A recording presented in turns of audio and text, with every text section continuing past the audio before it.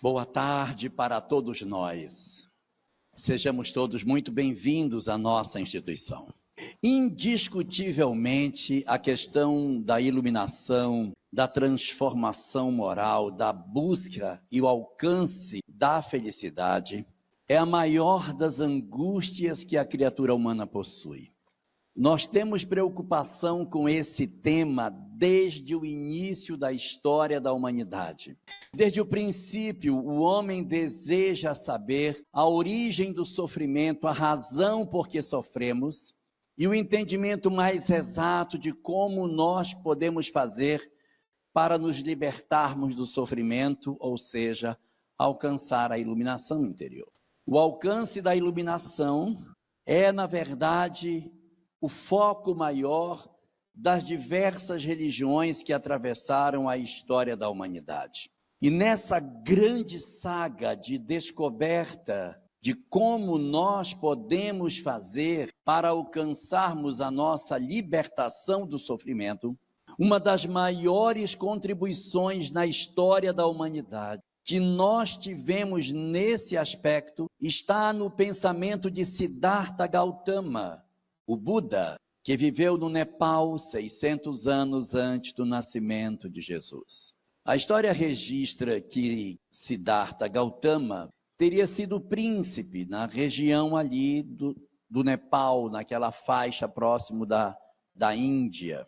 E naquela época, seu pai havia feito um oráculo e havia nesse oráculo, nessa manifestação mediúnica da época, tido a informação de que o filho estava marcado para trazer à humanidade grandes conhecimentos, porque ele descobriria as questões do sofrimento humano, ele investigaria sobre a dor e ele traria uma transformação para a humanidade. Então o pai de Siddhartha, para não deixar com que o filho seguisse esse caminho, porque ele queria que ele fosse, na verdade, um rei e não um mestre das artes espirituais, ele fechou Siddhartha dentro do castelo, dentro do seu reinado, e não permitia que Siddhartha tivesse contato com nada que representasse o sofrimento. Ele vai atravessar toda a infância e toda a juventude sem contato com o sofrimento. O pai não permitia que ele fizesse contato com a dor. Siddhartha se torna adulto, casa, e quando está com 29 anos, ele se sente um prisioneiro do palácio e diz ao pai que ele gostaria de conhecer o que tem lá fora. Eu gostaria de conhecer o mundo, não queria viver aqui dentro. Eu quero saber o que tem. Não, meu filho, lá fora não, aqui é bom. E Siddhartha tanto insiste com o pai, que o pai decide deixar com que ele saia. Mas o pai toma providência de tirar da frente dele todas as cenas que poderiam mostrar sofrimento, dor, tristeza, para que isso não despertasse em Siddhartha um desejo de ir ao encontro da resposta para essas perguntas. O pai afasta tudo. E Siddhartha sai pelas ruas andando na sua carruagem, vendo só o que era belo, como quem mascara a realidade para que o outro não tenha acesso ao que seja a verdade. Mas um dos servos do palácio ajuda Siddhartha a descobrir a farsa e permite com que ele veja 4 coisas que seriam, na verdade, a grande demonstração de que, sim, havia coisas bastante graves que ele precisaria entrar em contato. A pobreza, que ele não conhecia, a velhice, a doença e a morte. Siddhartha foi então apresentado quando adulto para essas 4 coisas. Ele não sabia que existiam pessoas pobres, ele achava que a vida de todo mundo era como no palácio. Ele não sabia que as pessoas envelheciam, porque o pai tinha o cuidado de retirar da sua presença os servos quando envelheciam, para que ele não descobrisse que a velhice era uma verdade. Os doentes nunca participavam da vida de Siddhartha. E Siddhartha nunca teve nenhuma notícia sobre a morte. Quando ele se depara com essa realidade, ele toma uma decisão muito radical na vida dele. Ele abandona o palácio, ele abandona a esposa, que estava grávida, e vai procurar a resposta para as suas perguntas. que está acontecendo? Por que que a vida é assim? Qual é o sentido de tudo isso? Qual é o propósito de todas as coisas? Siddhartha, então, sai do palácio e vai viver no meio daqueles homens que eram eremitas, que viviam dentro da floresta e que viviam isolados do mundo de uma maneira absurdamente negacionista de tudo que fosse o existir. Eles viviam longe da vida, da cidade, porque para se iluminar, eles queriam a sua elevação a partir da negação de tudo que fosse material. A história de Siddhartha diz que ele comia 1 grão de arroz por dia. Se fosse eu, dispensava o grão de arroz, porque não vai resolver nada mesmo. Ele vai ficar com fome de uma vez, porque 1 grão de arroz só vai despertar apetite. Mas diz-se que ele comia 1 único grão de arroz para se manter durante todo. Siddhartha passaria 6 anos nessa situação, vivendo entre os homens da floresta, procurando a sua iluminação pela negação do corpo, pela negação dos prazeres da vida material, pela negação de tudo aquilo que representasse valor para o corpo físico, fazendo a gente entender algumas expressões do hinduísmo, Cleide, em que as pessoas negam o corpo, negam partes do corpo, se cobrem de cinza, que é uma tentativa de dizer que está num processo de negação de tudo aquilo que é material. E durante todo esse tempo, ele esteve em busca da sua iluminação, exatamente buscando sublimar a sua alma por essa mortificação do corpo físico.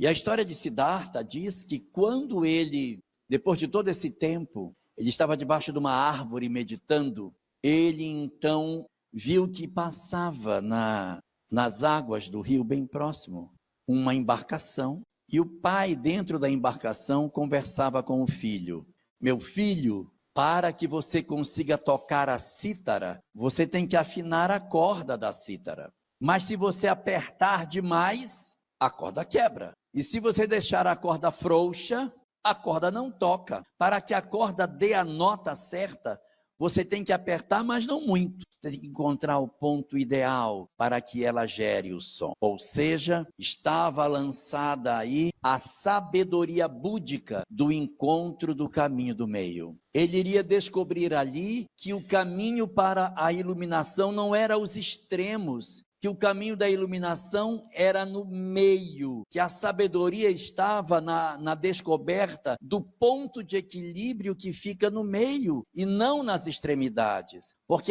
até então se achava que era na negação absoluta que você encontraria a iluminação, e o Buda vai descobrir que não é, porque a negação absoluta também é uma escravidão, que a verdadeira liberdade é você descobrir que existe aquilo, mas não me interessa, mas eu não me nego, eu não me torturo, eu não me penitencio por isso. E a partir dali, abria-se a possibilidade de Siddhartha trazer para nós o grande manancial de conhecimentos que ele nos legou, que transformaria a história da humanidade no entendimento mais profundo das razões do sofrimento e da libertação do sofrimento na ótica búdica.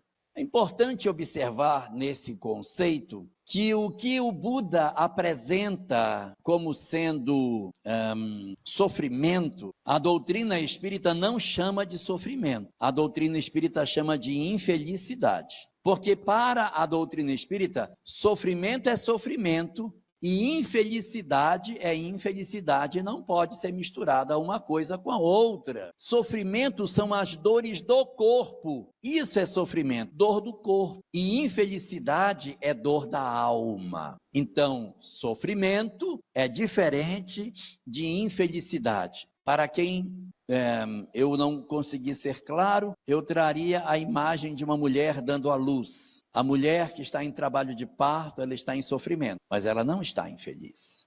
Então isso separa bem para nós o que é sofrimento do que é infelicidade. Porque veja, existe na verdade pessoas que na nossa história passaram por muitos sofrimentos, mas não foram infelizes. Paulo de Tarso, por exemplo, sofreu demais. Ele sofreu muito, mas ele não foi infeliz. Não havia infelicidade no sofrimento dele. A quase charada Alcione, também sofreu barbaramente, mas ela não foi infeliz. Então, eu posso experimentar sofrimento, mas não necessariamente ser infeliz. Siddhartha, na verdade, quando trata nos seus estudos, nos escritos que ficaram sobre ele, a palavra sofrimento, Siddhartha está falando não de sofrimento, ele está falando de infelicidade. Então, em todos os estudos que Siddhartha fará, sofrimento significa infelicidade no conceito espírita. E foi ali quando Siddhartha descobre o caminho do meio, abre-se a perspectiva para que Siddhartha descubra uma longa caminhada de iluminação composta do grupo das chamadas 4 nobres verdades, que são as 4 nobres verdades do Buda. A partir do momento que Siddhartha descobre o caminho do meio e que Siddhartha elabora as 4 nobres verdades, ele não é mais chamado de Siddhartha Gautama, ele é chamado agora de Buda. Buda significa o iluminado, não é um nome, é um título, ou seja, todo aquele que alcança a sua iluminação é por esse fato um iluminado, que na língua do Buda, lá na língua da região de Siddhartha, chamava-se Buda para todo aquele que alcança a sua iluminação. O Buda então nos ofereceu 4 grandes nobres verdades espetaculares, que são respostas para muitas das questões que nós trazemos dentro de nós. Se vocês quiserem, eu falo quais são as 4 nobres verdades. Se vocês não quiserem, eu pulo e vou embora. Vocês querem que eu fale? Muito bem, então eu vou falar. A primeira grande nobre verdade do Buda, quando a gente ouve a primeira vez, diz, mas é ridículo isso. Isso é a coisa mais ridícula do mundo, essa primeira nobre verdade, que isso eu já sabia há muito tempo. Mas a primeira nobre verdade do Buda é, existe o sofrimento. Aí você diz, mas eu sabia disso há muito tempo. Não precisava se iluminar para saber que o sofrimento existe. Mas a questão do Buda não é que a gente não saiba que o sofrimento não existe. É que nós precisamos fazer contato com a nossa intimidade para que eu diga no fundo da minha alma e que, com convicção, eu sofro. Eu preciso dizer de maneira verdadeira, existe sofrimento na minha vida. Porque se eu não fizer contato com a dor, se eu não descobrir que eu sofro, se eu não compreender que a minha vida possui, na verdade, momentos e histórias de sofrimento, eu nunca vou mudar, porque eu nunca vou fazer contato com isso. Então eu preciso obrigatoriamente dizer, é verdade, na minha vida existe sofrimento sim, porque às vezes a gente fica mentindo para nós mesmos. Nós mentimos para nós próprios e criamos uma falsa leitura da nossa própria realidade. Eu sou de uma época do movimento espírita que é bem diferente do movimento espírita de hoje. Quando eu conheci o movimento espírita, isso nem sei mais quantas décadas faz, meu Deus. As pessoas costumavam dizer assim, ai, a minha vida era um sofrimento, gente. A minha vida era horrível. Eu tinha tanto problema na minha casa. Mas depois que eu conheci o Espiritismo, tudo mudou. Minha família agora é ótima. Meu marido é maravilhoso. Meus filhos não me dão nenhum problema.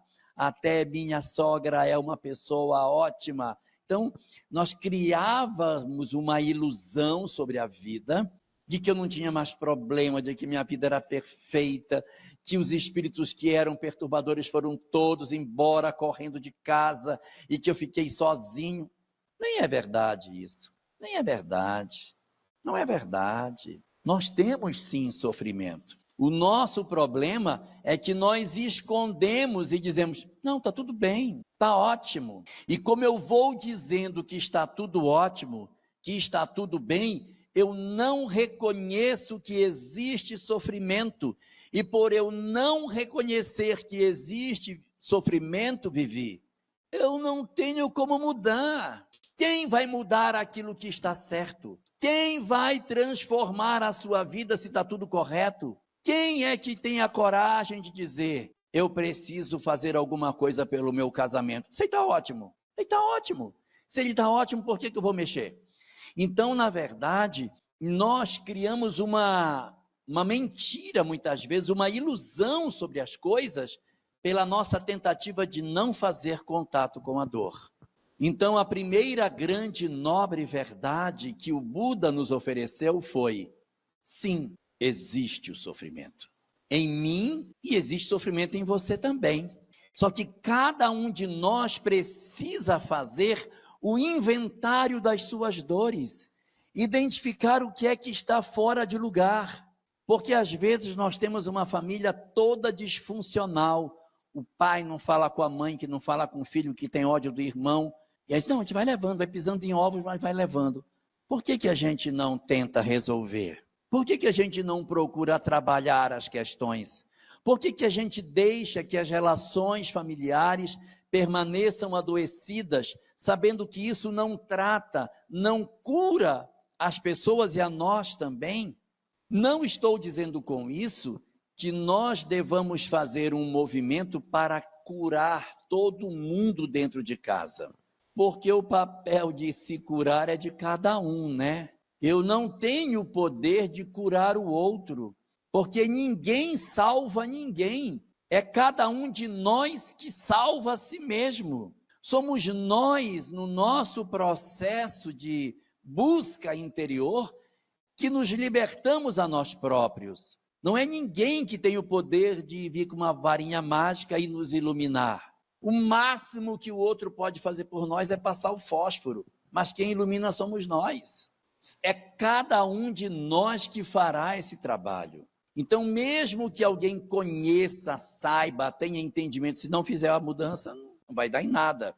Então, a primeira grande, nobre verdade que o Buda nos ofereceu foi a possibilidade de nós entendermos que somos nós que temos que tomar as rédeas das nossas vidas e identificar aonde estão os nossos problemas.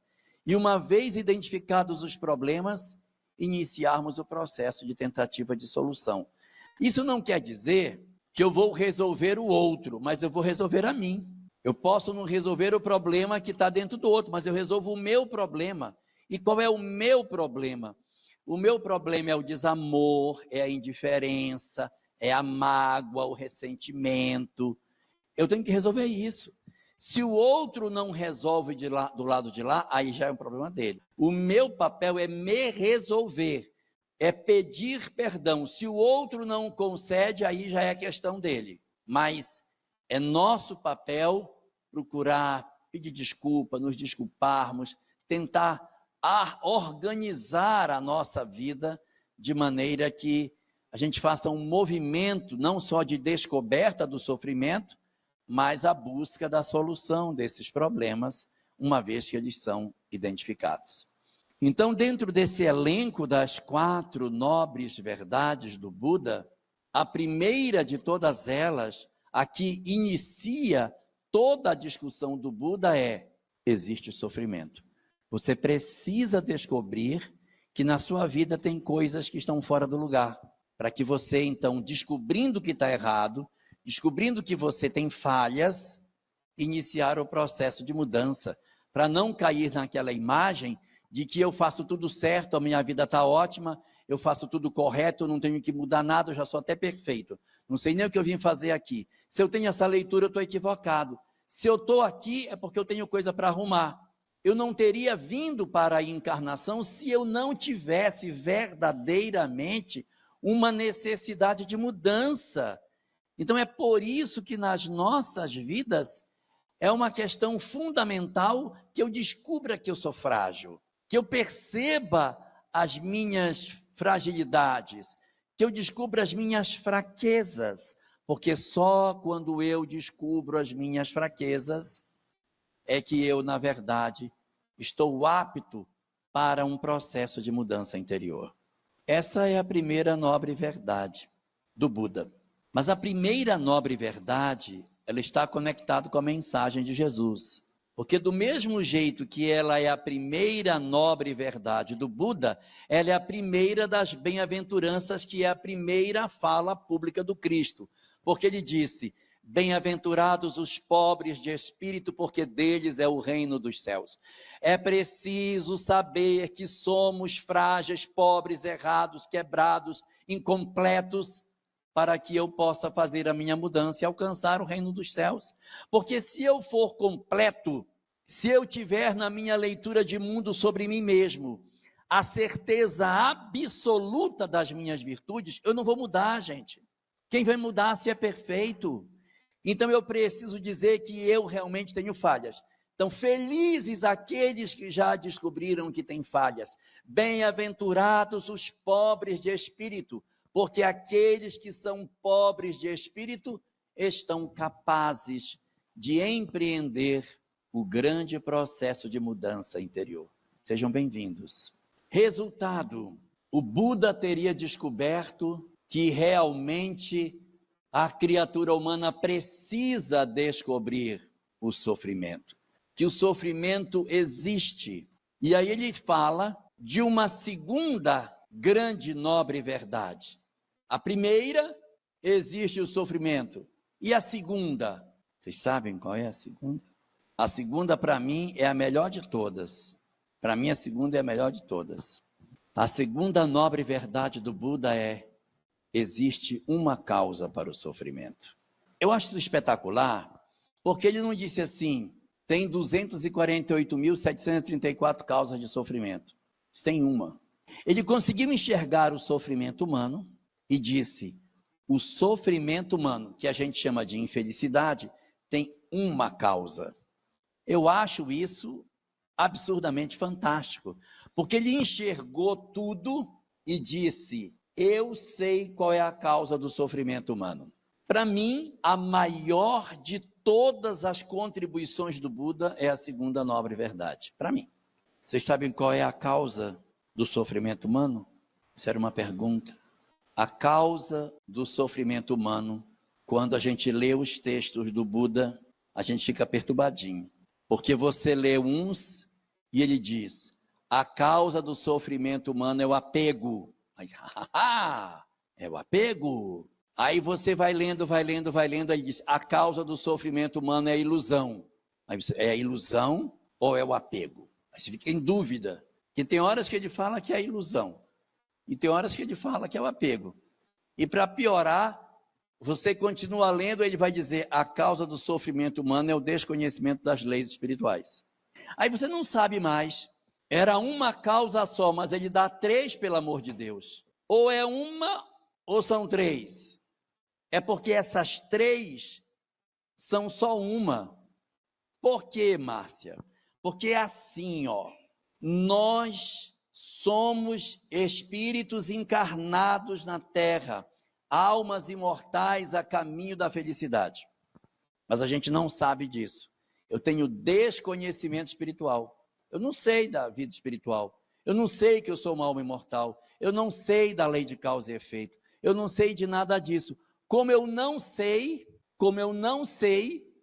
eu tenho ilusões, porque eu acho que a vida é a vida material.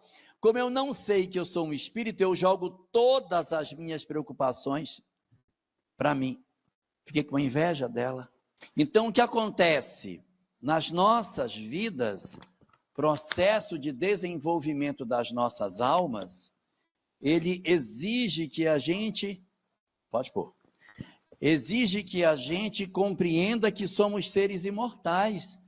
Não tem jeito da gente conseguir encontrar a felicidade se eu não souber que sou uma alma imortal.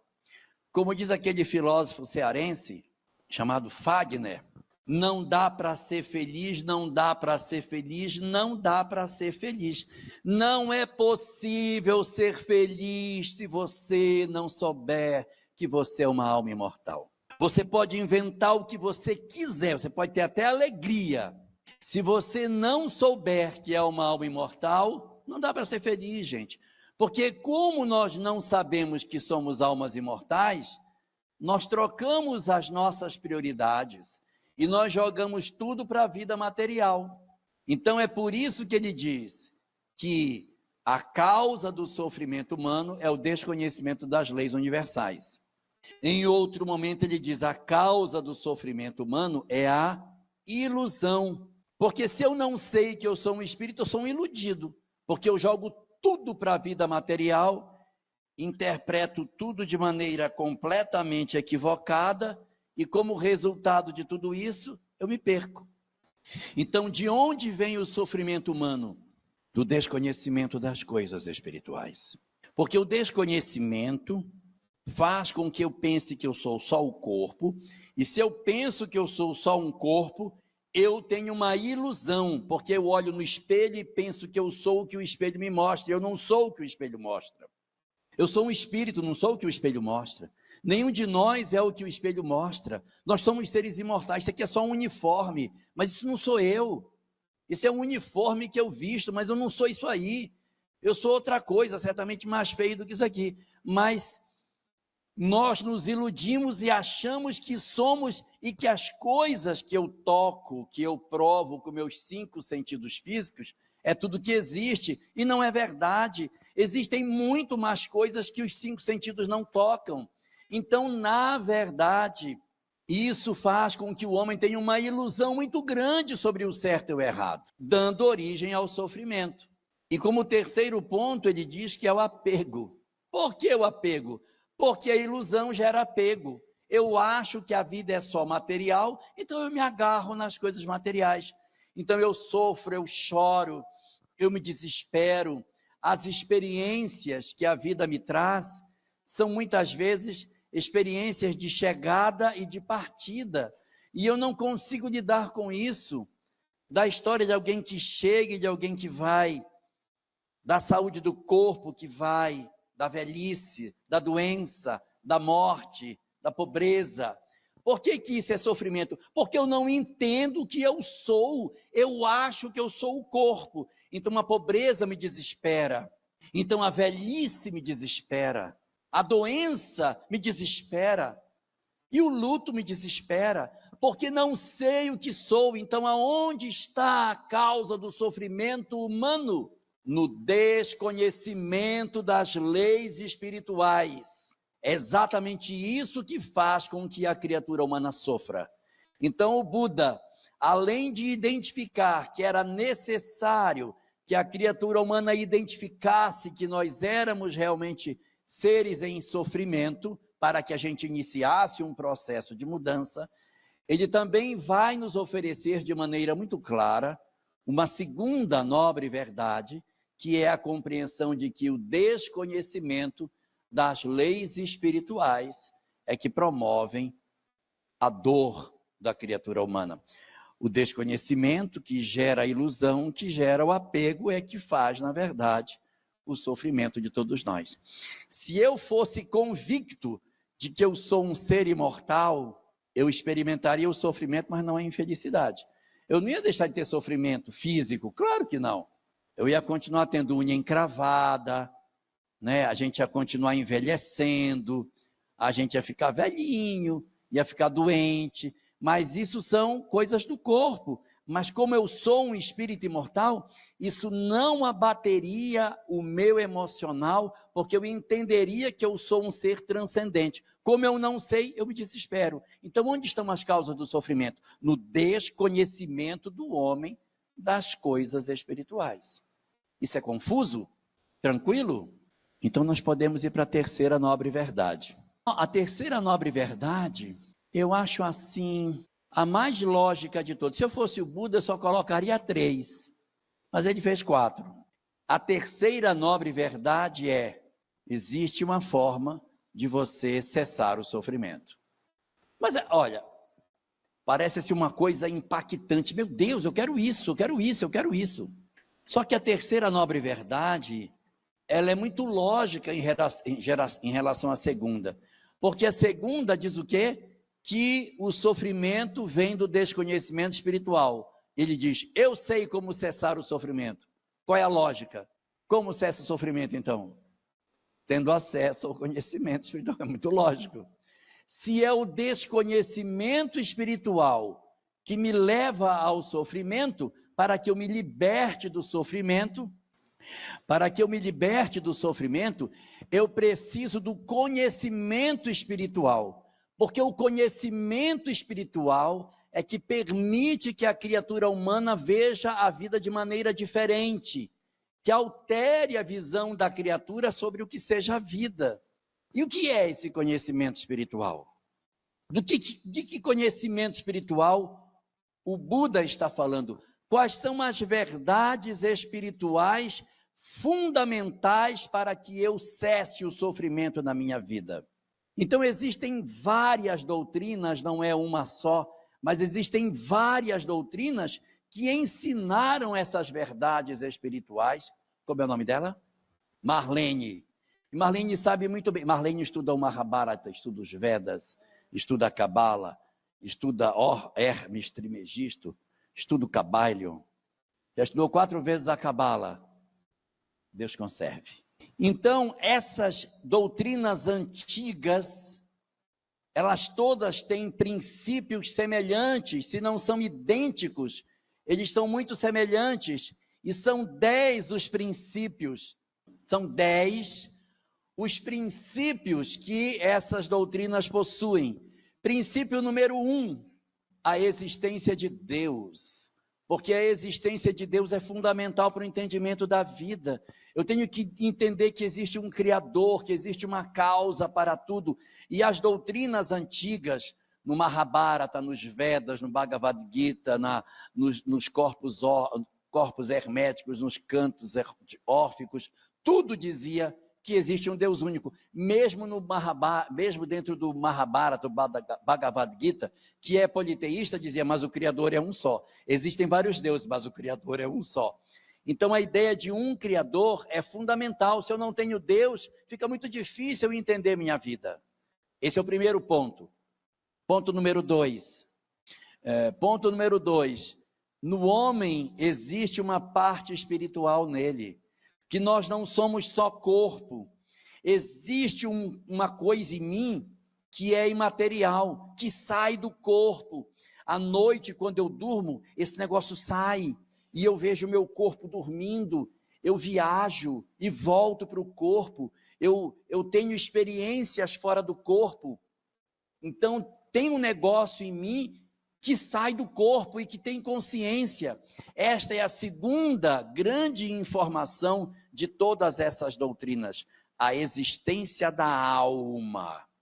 Número 3, essa alma não simplesmente existe, mas é mais impressionante ainda, ela sobrevive à morte. Essa alma, ela é imortal, porque eu podia ter uma alma e ela morrer junto comigo, né? Mas além de eu ter uma alma, essa alma ela é imortal. Essa alma ela vive além da vida física. E isso todas as doutrinas diziam. Olha como isso é importante para tratar um luto, para cuidar de um luto. Como é importante isso. Por isso que é a cessação do sofrimento. A iluminação interior, ela depende desse conhecimento. Ponto número 4. Existe o mundo espiritual, porque existe a alma é imortal e a alma vive do lado de lá. Então existe a vida no mundo espiritual, os espíritos estão vivos, as pessoas estão vivas, elas se comunicam. Eu não sei se vocês sabem, mas na igreja católica tem o purgatório, vocês já viram? E na igreja protestante não tem purgatório? De onde os católicos tiraram o purgatório se na Bíblia não tem purgatório? É porque na Bíblia católica tem 7 livros a mais que a Bíblia protestante não tem. E um dos 7 livros que tem na Bíblia católica fala do purgatório. Só que não tem esse nome, né? É que na cultura judaica, você pode orar pelos mortos para mudar a situação que eles estejam. Os judeus oram demais pelos seus mortos para mudar a situação deles.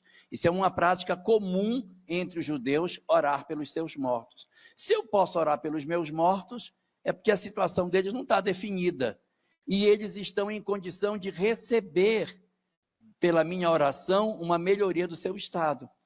Aí os católicos chamaram a isso de purgatório. Mas isso é comum dentro do judaísmo, está no livro de Macabeus. O livro de Macabeus não está na Bíblia, mas está na Bíblia judaica, não está na Bíblia protestante. Então, o mundo espiritual, ou seja, a vida no mundo espiritual, é uma questão também importante para que eu entenda como é que as coisas funcionam.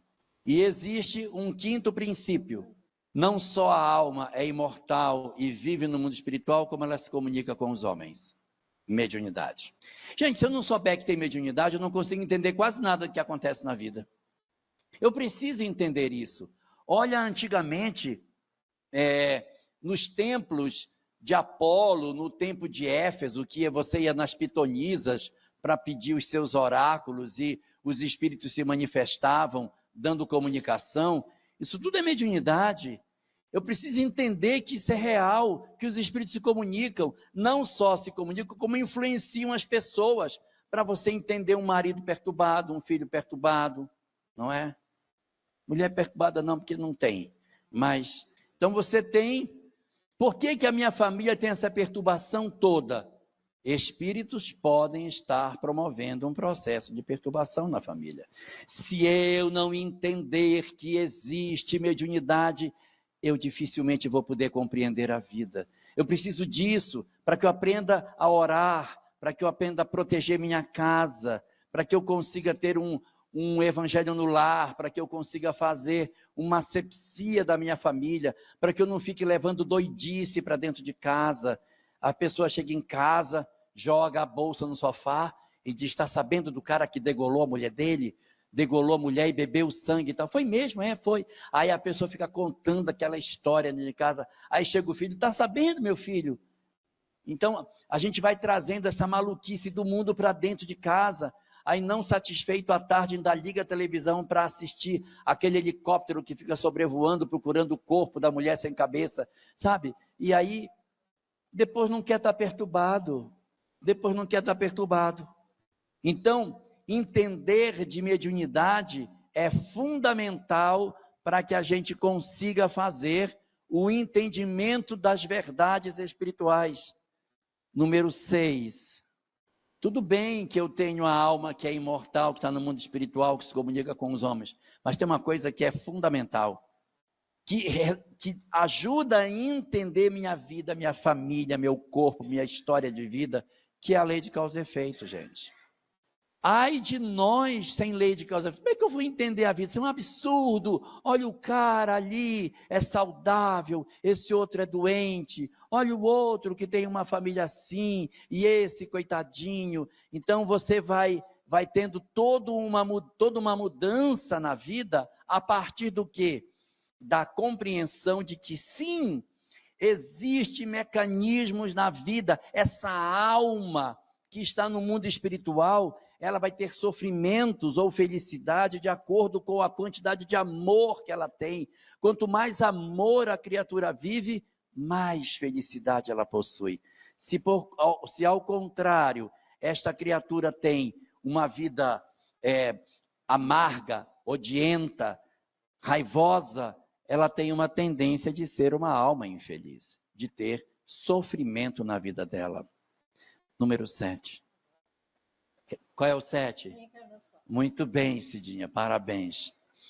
Número 7, a reencarnação, porque Deus criou a alma que é imortal, que vive no mundo espiritual, se comunica com os homens, experimenta a lei de causa e efeito e também reencarna.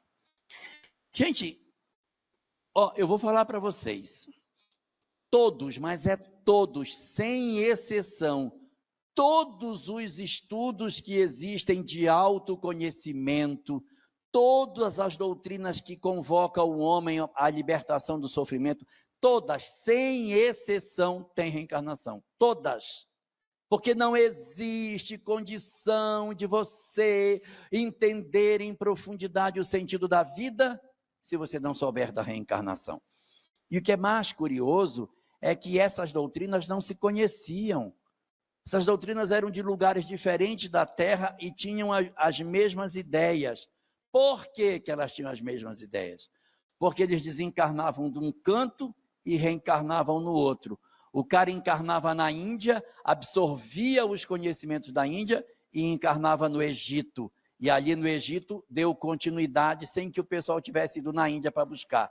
Estava no Egito, desencarnou do Egito, foi para a Grécia, foi para Israel, foi para vários outros lugares, levando esse mesmo conhecimento, porque essa mesma doutrina, ela está em diversos lugares. Então, número 7, a reencarnação. Número 8. Tem um negócio muito legal, sabe? Porque reencarnar por reencarnar talvez não fosse a melhor das coisas. Que o melhor não é só reencarnar, o melhor é progredir. Não é verdade? Você saber que os espíritos evoluem é uma coisa maravilhosa. O que dizem essas doutrinas? Que o espírito vai se depurando, vai encarnando, vai aprendendo devagarinho, bem devagarinho, mas ele vai aprendendo e vai se aprimorando e vai deixando as suas imperfeições e vai se tornando um espírito melhor. Então, por dentro da lei de causa e efeito e da reencarnação, existe o princípio da evolução espiritual. Todos nós evoluiremos até o Zé Aparecido. Todos iremos evoluir. Todos. Estou mentindo, Zé? O caso do Zé vai demorar, mas ele também vai. Todos nós iremos. Todos nós iremos. Então, a evolução, ela é uma característica inerente do processo das reencarnações, porque eu vou reencarnando e naturalmente eu vou descobrindo novos horizontes espirituais e eu vou me desenvolvendo. E tem o 9, que é a consequência da evolução. Qual é o resultado da evolução? A felicidade. O resultado da evolução é a felicidade. Eu acho isso tão bonito, gente. Você saber que todos nós seremos espíritos felizes. Porque imagina, por exemplo, você é uma mãe de um filho que se suicidou. Aí você diz, meu filho se suicidou. Então ele é um espírito perdido. Mas esse conhecimento espiritual, que não pertence só ao espiritismo, pertence a várias doutrinas, vai dizer, não, Deus criou o seu filho que tem uma alma que é imortal. Essa alma imortal foi para o mundo espiritual, foi para lá. E ela se comunica conosco, esse espírito se comunica, e ele está sujeito a uma lei de causa e efeito, é verdade, mas ele vai reencarnar, assim como todo mundo. E ao reencarnar, ele vai poder evoluir, e ao evoluir, ele vai encontrar também a felicidade. Não é lindo isso, você saber que todos nós, mesmo as criaturas mais complicadas, têm um encontro marcado com a felicidade, que todos nós iremos encontrar. Então, a felicidade é o destino de todos. Todos nós estamos indo para a felicidade. E o último ponto é o ponto mais bonito de todos. É o mais espetacular, porque tudo isso está a serviço do último. Porque a alma ser imortal, ir para o mundo espiritual, se comunicar com os homens, passar pela lei de causa e efeito, reencarnar, evoluir, alcançar a felicidade, é por um objetivo maior. Qual é? É o amor. Muito bem, é o amor. O amor é o destino, porque tudo isso que a gente aprende é para viver o amor, para encontrar esse amor. E existem algumas pessoas que, de posse dessas informações, dizem assim, poxa, mas se Deus é bom e todo mundo vai ser feliz, por que Deus já não antecipa essa felicidade e dá logo um vale para a gente? Porque, repare, nós não vamos ser felizes? Não vai ser isso mesmo? Não, todo mundo vai caminhar para a felicidade. Ora, se todo mundo vai para a felicidade, me dá logo um vale. Me dá uns 10% dessa felicidade logo agora, enquanto eu ainda estou por aqui, não é? Poxa, se já vai me dar mesmo, dá logo. Por que não dá esse vale, Andréia? Por que Deus, já que Ele é tão bom, por que Ele não entrega essa felicidade para nós desde hoje? Porque essa coisa, não, vou te dar só lá na frente. Evolui, que aí eu vou te dar a felicidade. Quem pensa assim, ainda não entendeu o sentido da felicidade que o Espiritismo coloca. Porque o que é a felicidade? A felicidade é o estado de alma de quem ama. Quando eu amo, eu sou feliz. Não existe a figura do anjo anotador que fica tomando conta das pessoas. Aí Deus dizendo assim, olha, fez uma boa ação, dá 2% de felicidade. Não, esse daqui, esse outro daqui.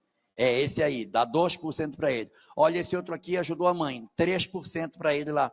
Não é assim. Deus não fica olhando e dizendo, mais um pouco, aquele ali mais feliz. Esqueci de falar, aquele ali já era para ter falado há 10 anos atrás, dá mais 10% de felicidade para ele. Não é assim. A felicidade é uma consequência natural do amor. Então, quanto mais eu amo, mais feliz automaticamente eu sou. Então, se o meu destino é a felicidade, é porque o meu destino é o amor. Como eu amo, eu automaticamente sou feliz. Reverso da medalha. Quanto menos eu amo, mais infeliz eu sou. Então, por que nós somos infelizes? Porque tenho ódio, porque tenho mágoa, porque tenho raiva, tenho ressentimento, tenho apego, crio confusão com o vizinho, brigo com todo mundo dentro de casa, não tenho paciência com as pessoas, reclamo da vida, tenho raiva de Deus, tenho raiva do meu corpo. Cara, se eu vivo assim, como é que vai ser feliz, pelo amor de Deus? Não tem como, porque a gente quer ser, oh meu Deus, me ajude, me proteja, para que eu seja feliz, mas o meu coração está cheio de mágoa, está cheio de ódio. O amor é que abre as comportas da felicidade. É que vocês são muito jovens, vocês ainda não tiveram a chance de experimentar isso, e nem viram ninguém fazer isso. Mas se vocês tivessem a minha idade, vocês já teriam visto isso, que é a experiência que acontece numa pessoa quando ela concede perdão a alguém. Gente, é um negócio incrível. Quando uma pessoa de fato diz para a outra vem assim, me perdoa pelo que eu... E você está magoado com ela. Ela procura você e diz, me desculpa pelo que eu fiz. Eu não queria ter te machucado, me perdoa, por favor. E abraça você, aí chora você, chora ela, e os dois de fato se perdoam, de fato.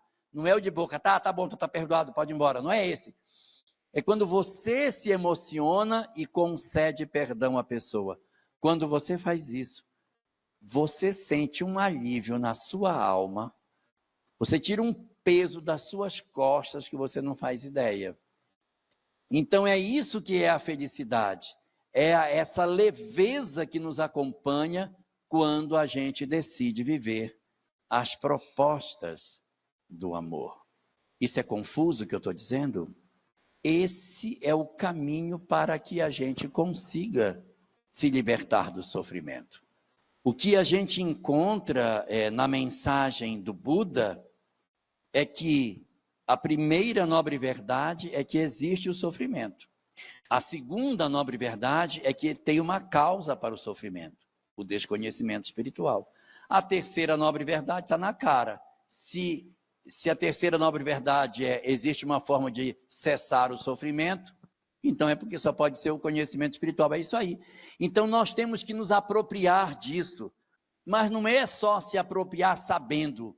Chegar em casa, pronto, agora acabou o sofrimento, não sabia, agora eu sei, estou sabendo, pronto, agora eu quero ver a hora que vai parar de sofrer aqui em casa.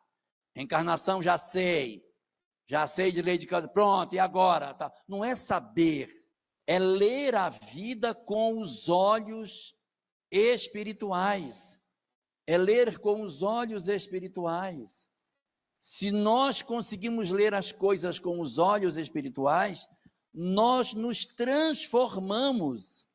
O nosso problema é que nós não sabemos ler as coisas pelos olhos do Espírito. Nós somos como que analfabetos espirituais.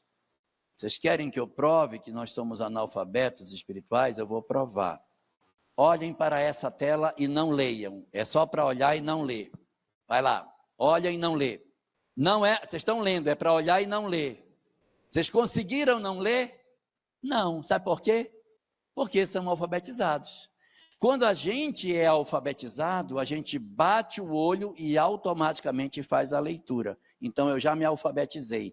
Espiritualmente, nós somos analfabetos, porque eu olho os problemas e eu não faço a leitura espiritual. Eu digo, miserável, desgraçado, tomara que Deus pegue, rebente com a vida dele. Por que eu penso isso? Porque eu não consigo fazer. Eu estou errado o que eu estou dizendo?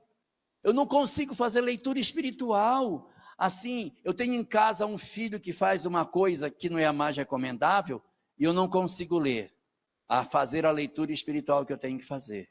Não consigo fazer. Eu vejo como se ele fosse só um corpo. Digo, moleque, você vai ver só o que eu vou fazer contigo. Eu esqueço que ele é um espírito que está em casa, que o meu papel é educá-lo, eu tenho que educá-lo, claro, não vou deixar ele fazer as coisas erradas, mas eu tenho que entender que ele é uma alma imortal, ele é um espírito imortal. Que o meu sócio também é uma alma imortal, que se ele me roubar, ele também está bem enrolado. Então, se eu consigo enxergar que as pessoas são espíritos encarnados, eu tenho uma visão diferente da vida. O nosso problema é que nós não temos leitura espiritual do que nos acontece. Nós temos uma leitura, lamentavelmente, profundamente frágil.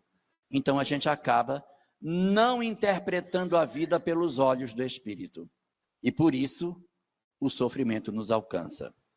E só para a gente terminar, eu disse que eram 4 nobres verdades, e eu só falei de 3, eu vou falar da última. Não precisa que ninguém se apavore com a última. A última chama-se o método para se iluminar. O método, o chamado caminho óctuplo. É um caminho de 8 passos que o Buda deixou para que a gente se ilumine. Não se desesperem que são 8, mas eu vou passar os 8 rapidinho. Primeiro passo, crer corretamente. O que é crer corretamente? É ter o conhecimento espiritual. Porque se eu não tiver a crença espiritual, não adianta que não vai para lugar nenhum. Para que eu inicie a minha iluminação, a primeira coisa, você tem que ter a crença em cima dos valores espirituais.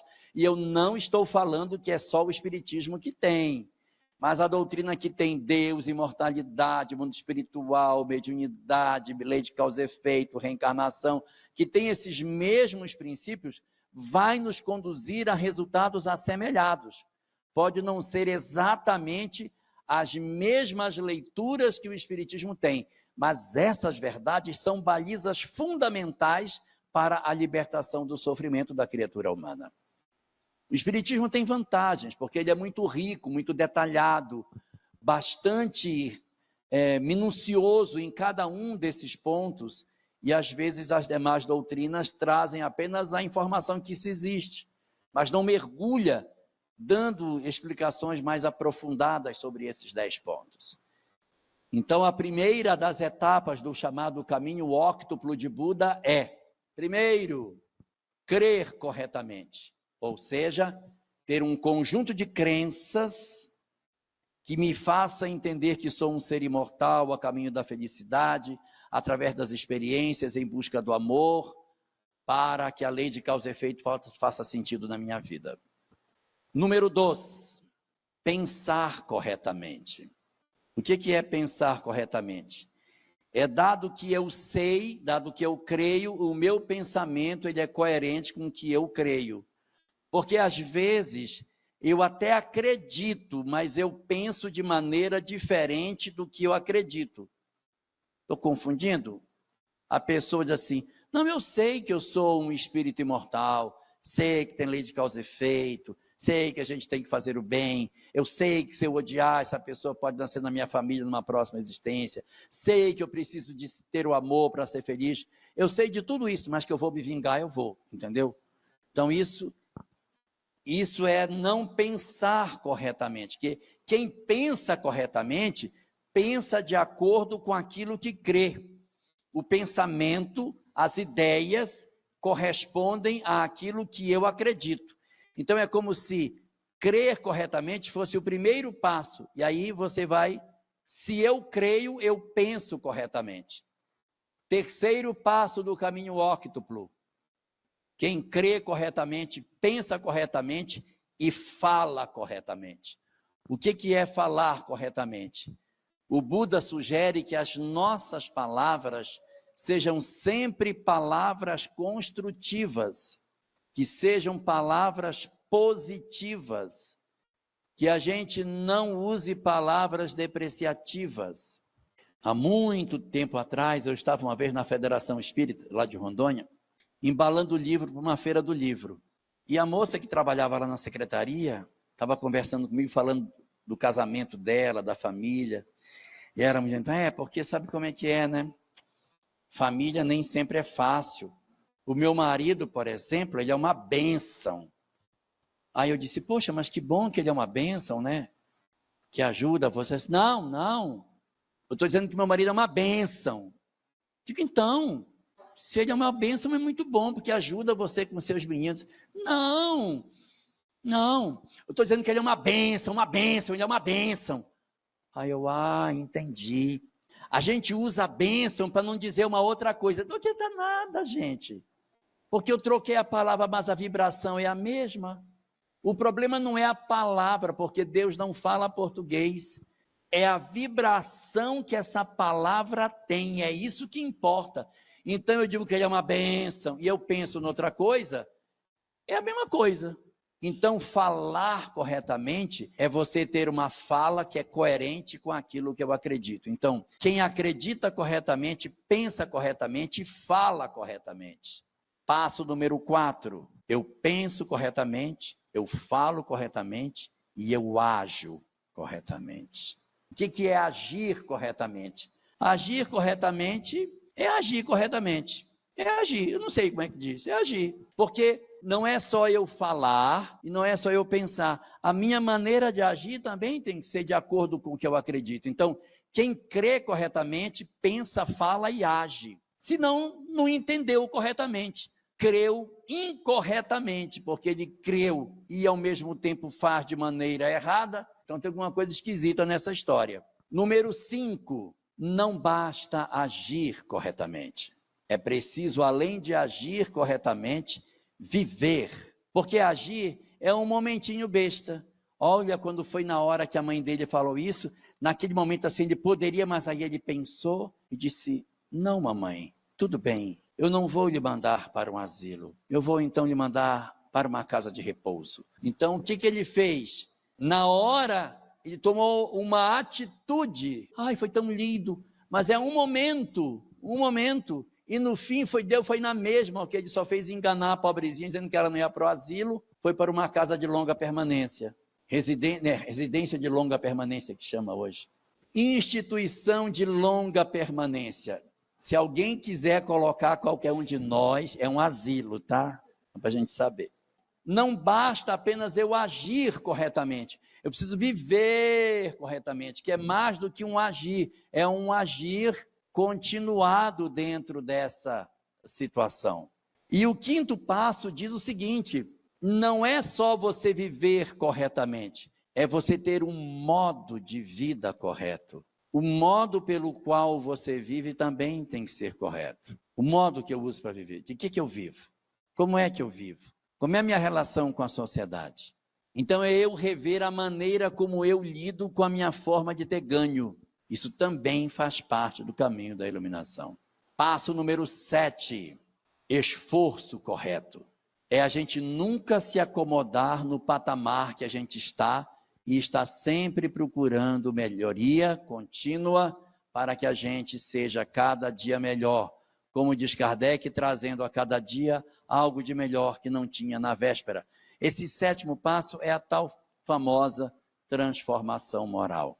E o último passo, para a gente poder ir para o nosso intervalo, e depois a gente volta para as perguntas, o último passo é meditação correta. tirar um tempo do dia para refletir sobre a nossa vida, desacelerar e se analisar para se autoconhecer e descobrir o que a gente precisa melhorar.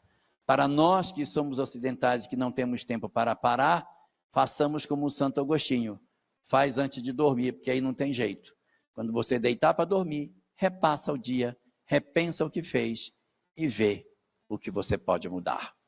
Este é o caminho do Buda para que a gente consiga promover a nossa transformação.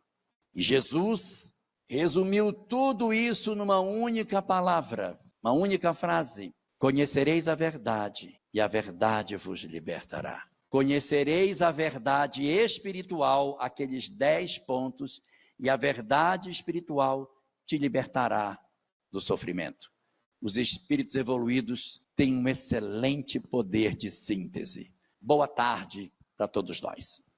O conhecimento liberta consciências e contribui para a autoiluminação. Mas por que nem sempre o conhecimento evita que o homem faça algo que lhe prejudique? Por que motivo que o conhecimento nem sempre leva o homem à iluminação? Porque, conforme o caminho octo, conhecer corretamente é a primeira parte do processo, que é o conhecimento apenas, o saber, mas é preciso sentir aquilo que se sabe. Então, eu posso ter o conhecimento, mas eu não tenho a sensibilidade para esse conhecimento. No Evangelho segundo o Espiritismo, obra de Allan Kardec, no capítulo 11, no item 8, chamada A Lei do Amor, uma mensagem assinada por Lázaro, ali é dito o seguinte: o homem no começo tem apenas instintos, depois ele passa a ter emoções e mais para frente passa a ter sentimentos. Esse é o processo da evolução da criatura humana conforme o Espiritismo. Primeiro os instintos, mundos primitivos, depois as emoções, mundo de provas e expiações, depois os sentimentos, mundo de regeneração. Nessa caminhada para que os instintos sejam vencidos pelo sentimento, nós passamos por um período de muito conflito, porque eu sei e não faço, eu sei e não consigo fazer. Dentro dessa mesma obra, o Evangelho segundo o Espiritismo, Allan Kardec também cita uma escala evolutiva na qual a criatura humana passaria por 3 estágios. Primeiro, pensa no mal e age no mal. Segundo estágio, pensa no mal, mas já não age no mal. Terceiro estágio, nem sequer pensa no mal. Então, se eu nem sequer penso, eu automaticamente não pratico. Então, isso é um mecanismo de consciência.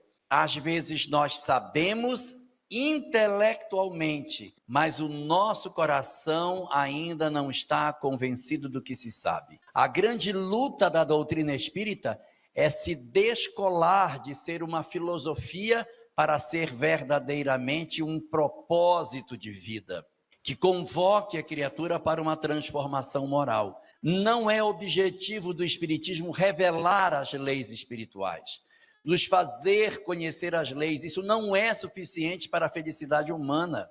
O que verdadeiramente é caminho inarredável para a felicidade é a prática do bem, conforme a questão 982 de O Livro dos Espíritos. Na questão 982, Allan Kardec pergunta: é necessário crer na manifestação dos espíritos e ter profissão de fé espírita para garantir a boa sorte na vida futura? E os espíritos respondem: não, porque se assim fosse, estariam condenados todos os que não creem ou não tiveram a oportunidade de crer. Mas a prática do bem é esse o elemento essencial para o alcance da felicidade na vida após a morte. Portanto, apenas conhecer, apenas saber, não é condição para garantir uma condição diferenciada no mundo espiritual. Em outras palavras, sermos simplesmente espíritas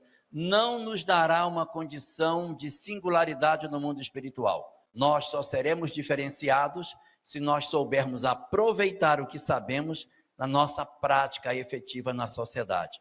É por isso que muitos de nós sabemos intelectualmente, mas ainda não conseguimos viver aquilo que sabemos.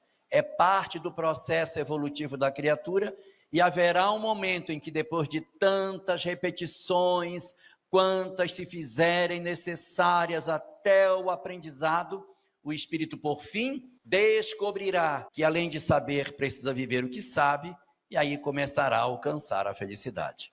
Muitas pessoas desejam a iluminação interior, porém se mostram nas redes sociais ainda com tanto fanatismo e desamor. Como entender esses comportamentos? Na verdade, o extremismo nunca fez parte do caminho da evolução. O próprio Buda, na sua busca da iluminação, descobriu que o caminho da iluminação era o caminho do meio. O que significa dizer que nunca os extremos têm razão. Nunca os extremos têm razão. E existe muita discussão hoje dentro da sociedade, não falo no movimento espírita, mas na sociedade em geral, em função da polarização política que a gente vive no nosso planeta, e o Brasil não está fora disso, em que as pessoas ficam falando, não, o certo é a esquerda, não, o certo é a direita. Então eu vou aproveitar aqui para dizer qual é o lado certo, que tem gente que está querendo saber qual é o certo, eu vou dar o certo agora aqui. Se o certo é a esquerda ou se o certo é a direita. O certo é o caminho que não odeia. O certo é o caminho que não odeia. Se você é esquerda e você não odeia quem é direita, você está certo. Se você é direita e você não odeia quem é esquerda, você está certo. Agora, independente de quem você for, se você vai para a rede social, ataca pessoas, agride pessoas, ofende pessoas, independente de qual linha você esteja, você está errado. Porque o propósito do bem nunca poderá ser defender as armas do desamor para defender o amor. Não existe sentido em você querer defender o bem com as armas do ódio. Independente do lado que seja. Destilou ódio, atacou alguém, ofendeu, feriu, automaticamente estamos do lado errado. O lado errado não é nem a esquerda nem a direita, é o lado que odeia, porque é o lado do extremismo. Quem está na ponta nunca tem razão. Em um mundo onde impera o poder, o ter, o possuir material, onde a beleza se torna imprescindível, sim, como chegar nas verdades do Buda? Para que se consiga alcançar esse padrão que o Buda coloca, é fundamental que se viva o primeiro passo, crer corretamente, no qual você vai ter o acesso às verdades espirituais e vai compreender que todo esse conjunto de ilusões que o mundo possui não são suficientes para garantir a felicidade da criatura humana. A sociedade atual, marcada por um aumento da depressão, da ansiedade, da síndrome do pânico e de todo um conjunto de conflitos que as pessoas vivem, são uma grande demonstração de que, de fato, sim, nós estamos vivendo um período muito crítico, que é o período da transição planetária. Existe uma mensagem no livro Obras Póstumas, no capítulo 31 da segunda parte, intitulada Regeneração da Humanidade. Uma mensagem longa, mas muito robusta, com muitas informações sobre o momento atual que vivemos. Essa mensagem tem 29 parágrafos. No 20º parágrafo dela, ela diz 4 coisas que são essenciais para o momento que estamos vivendo. Diz o seguinte, que o adoecimento mental alcançaria níveis nunca antes vistos. E isso é verdade, nós estamos vivendo hoje um período de grave adoecimento mental. Segundo, as taxas de suicídio chegariam a níveis alarmantes. Terceiro, as próprias crianças começariam a se suicidar. Estamos vendo. E quarto, muitos, antes mesmo de haverem encontrado a morte, teriam sido riscados do número dos vivos. Hoje nós temos verdadeiros zumbis na nossa sociedade, vivendo entre nós completamente alienados, dominados pela droga, pelo vício, pela loucura, por um conjunto de alienações, a rede social é mais uma, em que as pessoas não vivem mais, elas não têm mais vida real, estão consumidas. Visite uma Cracolândia e descubra o que são zumbis. Então, de fato, as circunstâncias que a vida nos oferece, elas nos apontam necessariamente a compreensão de que, para que a gente consiga acessar as verdades búdicas, nós precisamos compreender as leis espirituais. Não existe forma de nós conseguirmos fazer isso. No Evangelho segundo o Espiritismo, capítulo 2, item 9, aonde Kardec trata sobre o ponto de vista, ele vai dizer que se eu coloco o meu olhar na vida material, a minha vida é de uma forma, mas se eu coloco o meu olhar na vida espiritual, a vida é outra.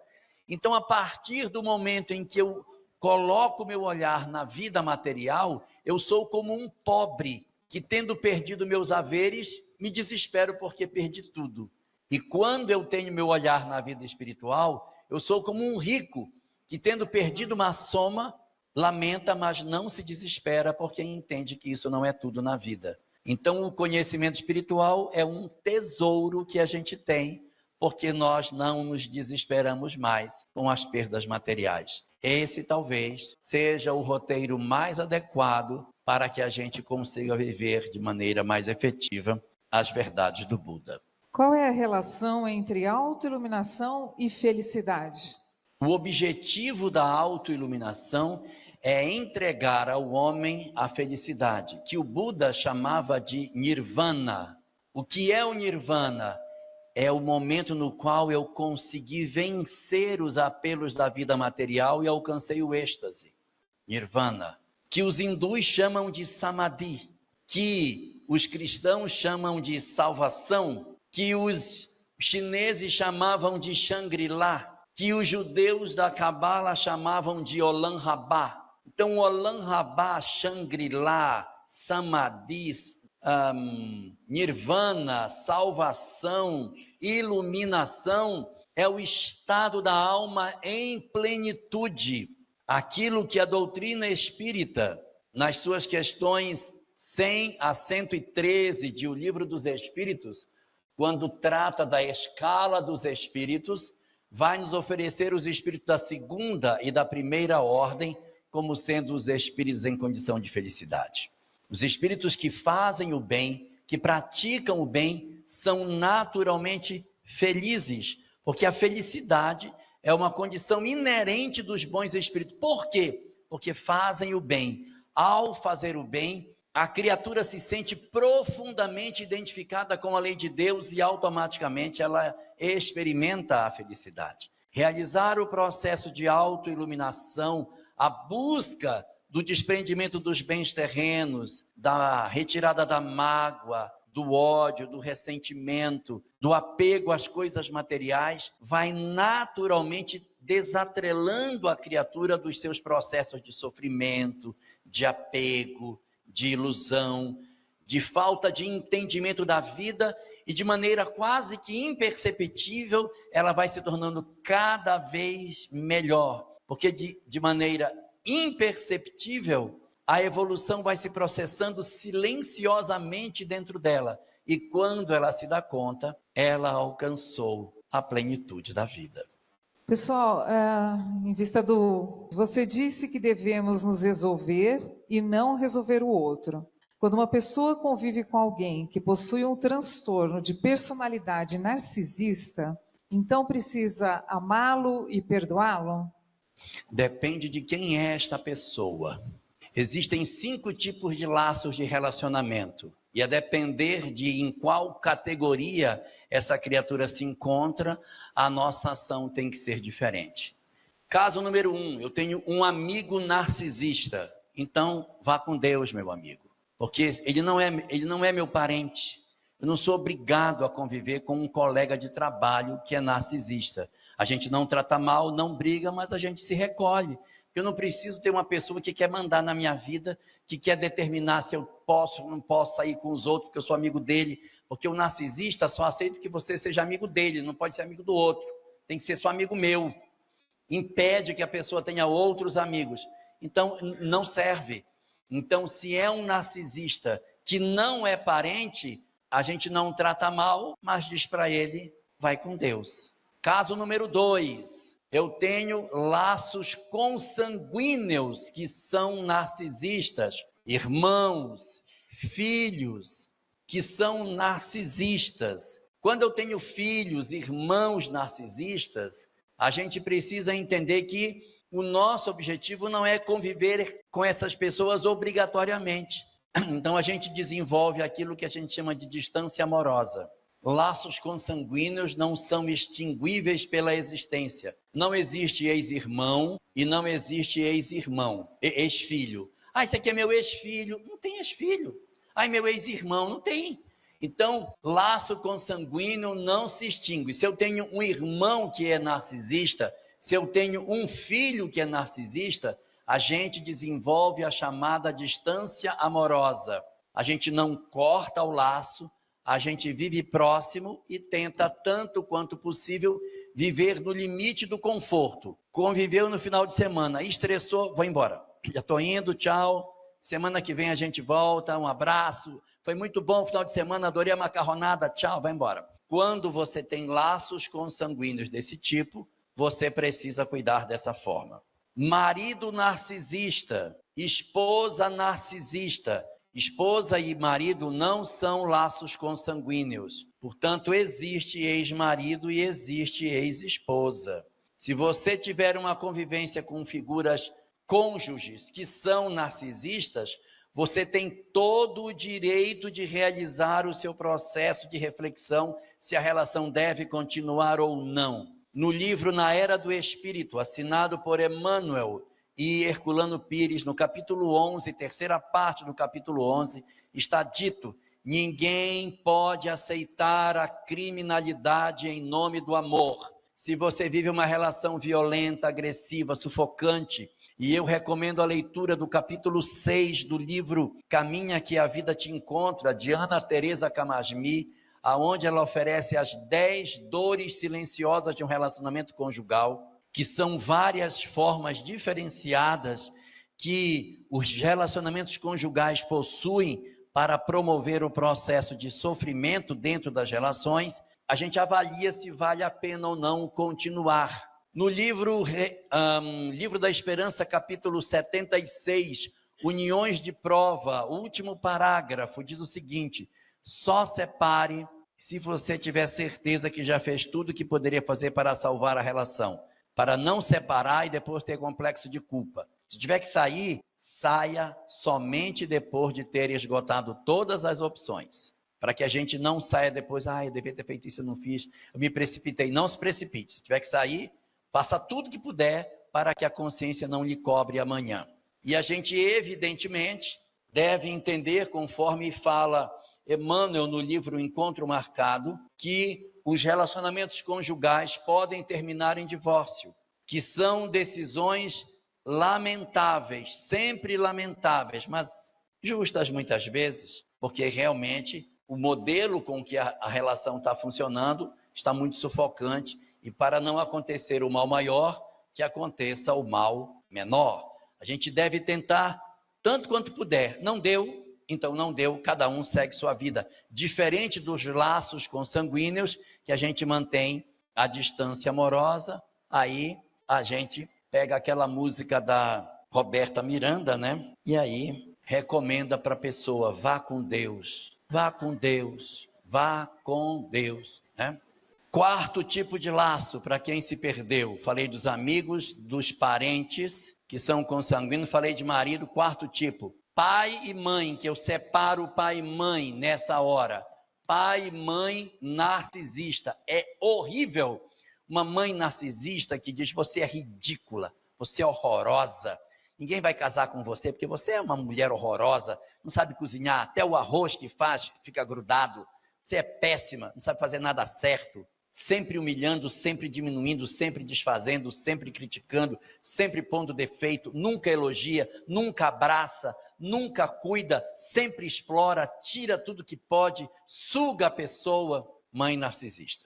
Quando a gente cresce, a gente diz: olha, viver aqui é sufocante demais. Aí a gente vai lutar para ser independente e promove a distância amorosa. Visita quando pode e quando não dá, não vem.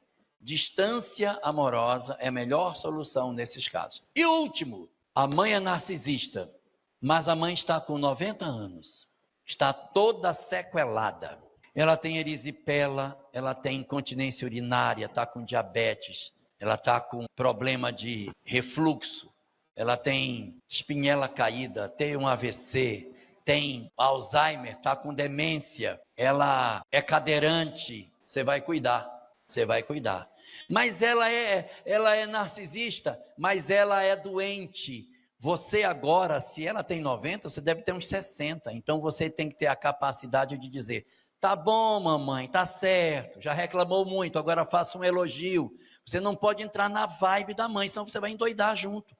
Porque senão o doente vai adoecer o são. Se você deixar, ela vai adoecer você, que ela vai sugar sua alma. Então você tem que saber impor limites e entender que agora ela não é mais mãe. Então você vai cuidar, é você que vai dar limite para ela. É uma coisa meio esquisita para a gente como filho fazer, mas na medida que eles envelhecem, precisa fazer esse tipo de movimento. Então depende muito de quem é o narcisista na relação. Se for marido, uma coisa, se for mãe, pai, é outra, completamente diferente.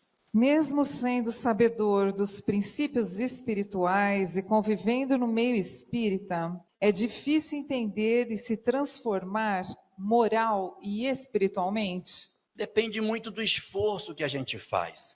O que acontece muitas vezes é que nós ingressamos no movimento espírita e pensamos que o espiritismo é uma escola sobre a alma. E ele não é uma escola sobre a alma. Ele é a escola da alma, o que é completamente diferente. O espiritismo não é um ambiente onde você senta com os amigos para dizer: pergunta aí que eu respondo. Nesse caso, na lei de causa e efeitos, não é para saber, não é para conhecer, porque o conhecimento sozinho não é suficiente para promover a felicidade da criatura. É preciso que se viva aquilo que se sabe. E o que gera muitas vezes esses conflitos é que a gente muitas vezes está na casa espírita, mas a gente não empreendeu o processo de mudança. Eu às vezes chego em algumas instituições espíritas e as pessoas se apresentam dizendo o tempo de doutrina que elas têm. Prazer, sou fulano de tal, eu tenho 40 anos que eu trabalho nesta casa. Mas os 40 anos não significa nada, porque não é o tempo que eu conheço a doutrina espírita que determina que eu estou há 40 anos fazendo a mudança. Porque às vezes a gente tem 40 anos, mas está cristalizado, não mudou nada. E o que é pior, agora acha que sabe o que na verdade não sabe. Então fica, olha, fulano, está errado, o outro também está errado, aquele é mais errado ainda. Não é para isso. Não sei se todo mundo aqui já percebeu, mas Deus deu uma alma para cada um, já viram? Deu uma, cada um, engraçado. Cada um recebeu uma alma. Sabe por quê? Para cada um cuidar da sua. A gente não está dando conta de cuidar da nossa e quer cuidar da dos outros. Então, o processo de crescimento, ele é individualíssimo. É um movimento que a criatura faz na busca individual do progresso, que às vezes nem é percebido pelos outros, que é a grande mudança.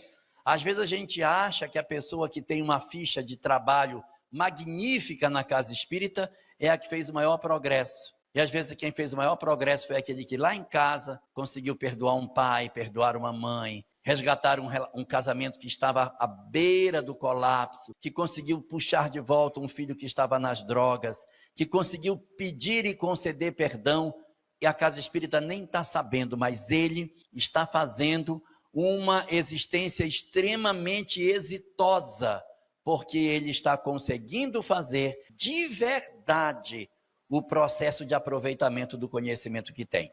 A leitura mais exata que a gente tem para essa questão é o aproveitamento das experiências, e não apenas o conhecimento, mas a vivência daquilo que se tem. Lembremos que no caminho óctuple de Buda, o primeiro passo é o conhecimento espiritual. Todos os 7 decorrem dele, mas eu preciso primeiro conhecer. Só que conhecer não basta. Eu preciso operacionalizar o conhecimento. É aquilo que a doutrina espírita nos recomenda no capítulo 17 do Evangelho segundo o Espiritismo, quando nos diz que o homem de bem é aquele que traz a cada dia algo de melhor que não tinha na véspera. Aquele que é reconhecido pelo esforço que faz em domar as suas más tendências. Ele pode ainda ter más tendências, mas ele faz esforço para domar as más tendências. Pode não estar conseguindo, mas está se esforçando? Maravilha, esse está no caminho correto.